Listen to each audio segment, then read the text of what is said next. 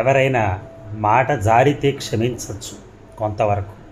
డబ్బు పోతే మళ్ళీ సంపాదించుకోవచ్చు. కానీ అదే బంధం దూరం అయిందనుకోండి, తిరిగి మళ్ళీ దగ్గర అవ్వటం కూడా చాలా కష్టం ఒక్కసారి దూరం అయిన తర్వాత.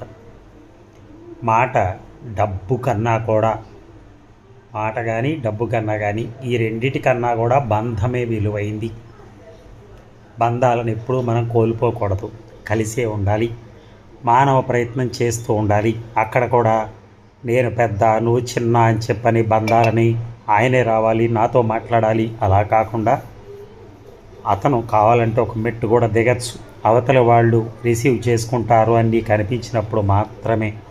ఒకవేళ వాళ్ళు రిసీవ్ చేసుకొని పనిలో ఉంటే నువ్వు చాలా ఇబ్బంది పడాల్సి ఉంటుంది. అదొక్కసారి అర్థం చేసుకుని మనుషుల్ని బేరీజ్ వేసుకుని చేయటం మంచిది. Thank you.